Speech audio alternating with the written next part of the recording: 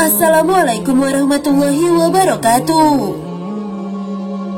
Dunia bukan tempat terakhir untuk makhluk ciptaan Allah Subhanahu wa Ta'ala, tapi kehidupan di dunia berperan penting bagi manusia untuk kehidupan selanjutnya di akhirat kelak. Hanya saja tidak banyak manusia yang memanfaatkan kesempatan tersebut. Bagi seseorang yang ingin meninggal dalam keadaan husnul khotimah atau baik, hendaknya membiasakan diri untuk melakukan amalan yang diperintahkan oleh Allah Subhanahu wa Ta'ala.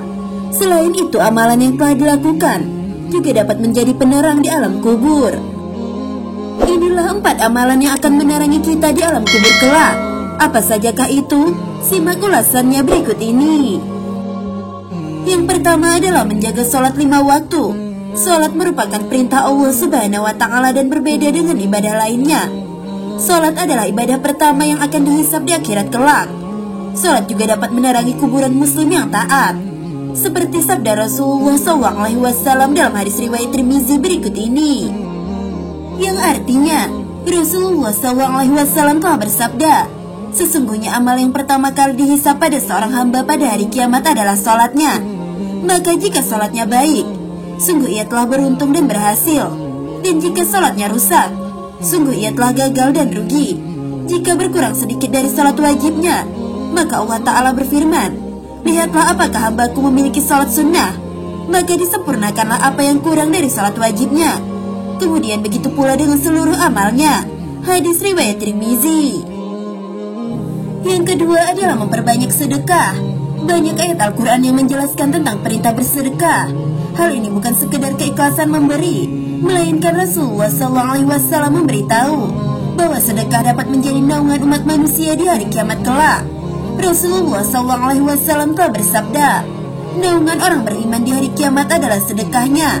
Hadis riwayat Ahmad. Lalu yang ketiga adalah banyak membaca Al-Quran. Sebagai umat muslim, membaca Al-Quran merupakan suatu ibadah yang dianjurkan sebagai kitab suci yang mulia. Dengan membacanya akan membuat hati menjadi tenang. Rasulullah SAW pernah bersabda bahwa dengan membaca Al-Quran akan mendapat syafaat pada hari kiamat, serta senantiasa menjadi teman dan penerang di alam kubur. Bacalah Al-Quran, karena sesungguhnya di hari kiamat nanti ia akan menjadi syafaat kepada orang-orang yang mengikutinya. Hadis riwayat Muslim. Lalu yang keempat adalah perbanyak bertasbih.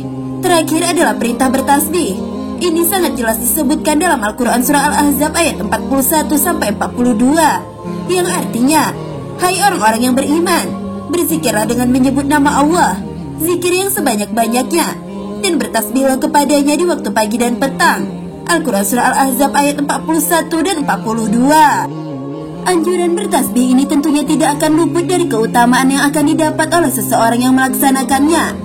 Salah satu keutamaan bertasbih adalah selalu dekat dengan Allah Subhanahu wa Ta'ala, seperti hadis riwayat Muslim yang berbunyi, yang artinya dari Abu Hurairah, dia berkata, Nabi SAW bersabda, Allah Azza wa Jalla berfirman, aku sesuai prasangka hambaku kepadaku, dan aku akan bersamanya selama ia mengingatku. Jika ia mengingatku dalam dirinya, maka aku akan mengingatnya dalam diriku.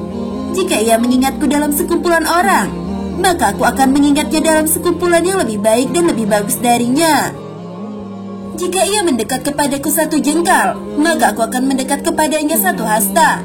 Jika ia mendekat kepadaku 1 hasta, maka aku akan mendekat kepadanya 1 depa. Dan jika ia mendatangiku dengan berjalan, maka aku akan mendatanginya dengan berlari. Telah menceritakan kepada kami Abu Bakar bin Abu Syaibah dan Abu Quraib, keduanya berkata, telah menceritakan kepada kami Abu Muawiyah dari Al-Amasi dengan sanad ini, namun dia tidak menyebutkan kalimat, jika ia mendekat kepadaku 1 hasta, maka aku akan mendekat kepadanya 1 depa. Hadis riwayat Muslim. Oleh sebab itu, jika seseorang telah dekat dengan Allah, maka saat meninggal pun Allah tidak akan pergi darinya dan akan membuat penerangan pada kuburannya. Sahabat belajar Islam yang dirahmati Allah, semoga video ini bermanfaat untuk kita semua. Wallahu a'lam bishawab. Wassalamualaikum warahmatullahi wabarakatuh.